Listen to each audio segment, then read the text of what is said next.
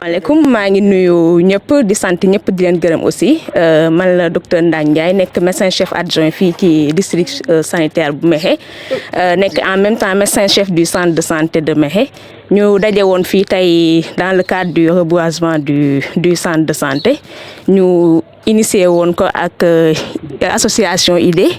en collaboration avec les eaux et forêts ñu leen di remercier bu baax di œuvrer ci domaine yu mel nii mu nekk ci domaine santé ak domaine environnement donc au nom du médecin chef du district du CDS de tous les personnels du centre de santé ñu ngi leen di remercier vraiment di remercier surtout Eaux et Forêts agent Eaux et Forêts madame Ndiaye elle a eu à passer pour faire une visite de prospection et identifier remercier waat encore une fois koo xam reboisement xam ne dafay participer à l'amélioration du cadre de vie et sera profitable surtout pour le personnel de santé et les patients qui vont fréquenter la structure merci beaucoup ñu remercier surtout ñi ñëwoon ñëpp jàpp ci journée bi waa IDE waxoon nañ ko les sympathisants de l'association même moi je fais partie des sympathisants Croix-Rouge ñuy remercier ñëpp bàyyiwuñ kenn vraiment y a le ministère de l'éducation nationale aussi ñu ngi koy remercier via son représentant je vous remercie vivement les délégués de quartier ñëpp macha allah bàyyiwuñu kenn bu ñu limee dañuy juum sant nañ ñëpp gërëm nañ ñëpp d'accord merci beaucoup. Avec IDE pour procéder donc au reboisement du CM2 de Mékhé. Ce qui constitue pour nous vraiment une excellente initiative. Agir sur l'environnement, c'est véritablement le développement durable. Et IDE, en prenant cette initiative de reboiser presque l'ensemble, travailler pour demain. C'est pourquoi aujourd'hui, nous, en tant que principal, avec les autres personnels de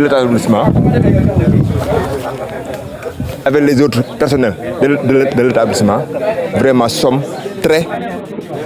reconnaissants. Et je crois que ce sont des initiatives c'est à nous de faire le suivi. En sorte que demain, s'ils viennent pour visiter, au moins, qu'ils trouvent que ce n'est pas un travail vain. Et Inch'Allah, on va s'y atteler. On va s'y atteler de tout notre possible. Comme nous sommes pendant les vacances scolaires et les autres personnels, on va venir faire l'arrosage. Et heureusement qu'il y a un gardien qui est là. Et lui aussi, il va jouer sa partition. Mais pour tout dire, il faudra vraiment saluer cette excellente initiative de IDE. Donc, il nous faut remercier son président, mais aussi tous les autres collaborateurs. Manal sab gox nekk ci waa IDE nag ñoom ñoo ngi ci te yéen ñi ñëpp jàpp naa ne lu baax rek ngeen bëgg kon nag duñ mën dul gërëm leen sant leen ndax nag mënan ngeen ñëw rek jëmbat fa ñaari garab dem waaye da ngeen a ñëw jëmbat école bépp école bi ni mu yaatoo 9 hectares nga def tour bi reboiser lépp jàpp naa ne loolu moom lu am solo la kon nag jàpp naa ne li ci des moom ci li ci ëpp solo ràcc ci sinon jàpp naa ne kon pour ñun defet lay doon incha allah nag xëy na école tëj na wande du tee ki nga xam ne mooy gardien bi nekk fi nan ko soññ heure bu xëyee mu xool garab yi war a arrosé mu arrosé ko ñun tam heure bu amee jot wala monsieur Barrow wala monsieur Ndoye muy keneen ko am jot rek ñi fu jaar fi soññ ko ndax nag wax dëgg yàlla nit daal bu la defee lu baax war ngaa fexe ba yow mi ko defal nag nga mérité ëpp ràcc te incha allah loolu moom nañ ci bay suñu waar bu baax a baax kon xanaa kay ñuy gërëm rek suñu doyen suñu mag ñun ñëpp muy colonel Fallou Diop. Le président de l'APE est là.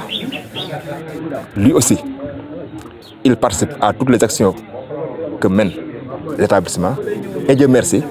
encore une fois, cette année, peut-être on va le rappeler, certainement nous sommes premiers,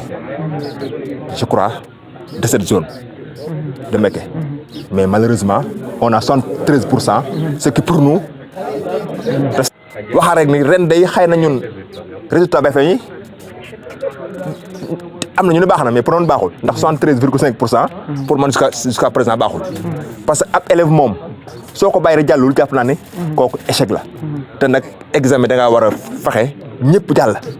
na ko Mariama Bari amee lycée de classe am ko ñeneen am ko pourquoi pas ñun ñi ngaay ñu am ko loolu mooy ambition mais am 50% naa baax na gàcce mun koo passé membre de IDE et à chaque fois que de besoin nous n'hésiterons pas à participer à ces actions-là et c'est ça aussi donc vraiment le développement chacun en ce que le concerne doit pouvoir apporter sa pierre à l'édifice de notre cité, qui est d'abord la commune de Mékhé, mais aussi ànd fekk nag le responsable des eaux et forêts Madame Diop ànd fekk aussi d'autres collaborateurs de IDE ku lim jum maa ngi ànd ak sama rak Lamine Ndiaye moom nga xam ni macha allah yàlla dafa am virusu garab. président comité d'organisation. tey nag sunu journée bi bu ñu jógee fii war nañu dem Riso fa la ñuy terminer sunu journée je veux pas être trop long je vais saluer rapidement nos collaborateurs qui sont présents ici je citerai d'abord Madame Diop moo fi représenté Eaux et Forêts koo xam ni depuis que IDE a démarré elle est avec nous day sàkku wér gu yaram macha allah ñu def 2 heures de temps yu am njariñ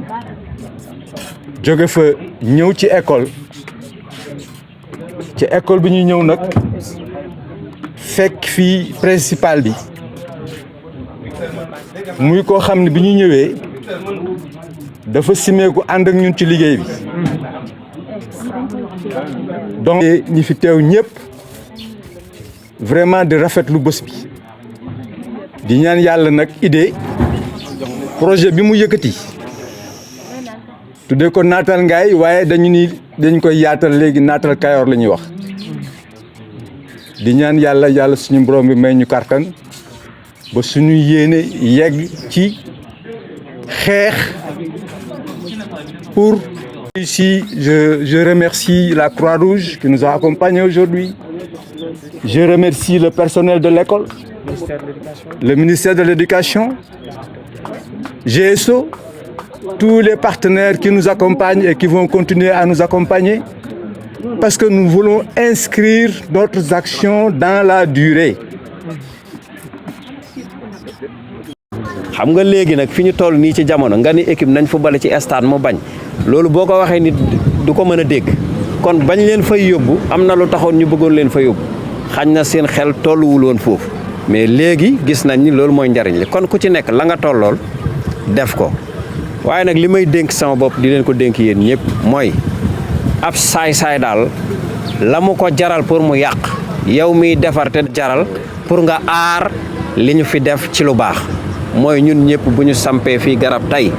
wala ñu defar ay infrastructure yoo xam ne askan wee ko moom ku ci nekk na nga xam ni lii ñu def sa alal la te lii ñu def yaay gardien bi fu mu toll yow yaa ko war a saytu bul xaar maire bul xaar force de l'ordre bul xaar mbooloo ñëw taxaw ca def ca la nga ca war a def ndax kii bu nag da nga koy sàmm autant kala ko defal am na devoir def ko mais yow miñ ko defal it da nga am obligation pour sàmm ko ndax li ñu def du pour yow kese yow la ak say moroom ak say rakk yiy ñëw ëllëg pour rappel stade bii ñu def tey ci commune Mékhé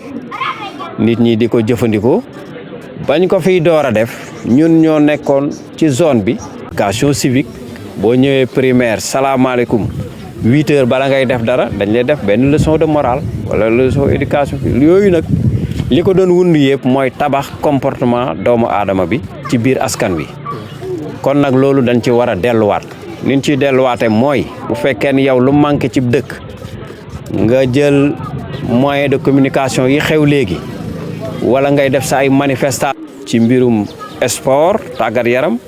ak lépp luy activité de jeunesse sa kilifa nag bu la jiitoo di la jàppale ci loo nga xam ni yaa ko waroon a defal sa bopp te mënoo ko la nga koy faye mooy nga am un comportement exemplaire comportement boobu mooy li ñu tuddee ñun dans le domaine de l'éducation nationale une éducation aux valeurs nga xam ni dénk ndaw ñi daal mooy dañoo am ñoom chance boo nga xam ni amuñu ko woon ñun ndax toll woon nañu ñoom fi ñu toll doon góorgóorlu de defal lépp suñu bopp te bariwul woon ñu daan jàppale rawatina ci ay autorité loolu nag buñ koy wax mooy ay municipalité ak yooyu ndax maire yi fi baax a baax seen teewaay mais rafet bu baax a baax mais ñu rafetlu bu baax a baax aussi seen yitte bi ngeen jox activité bi muy activité boo xam ni idée moo ko initié en collaboration avec les eaux et forêts ak la municipalité de Mékhé mu mel ni tey dañuy fii teew ak casquette yu bari bi ci njëkk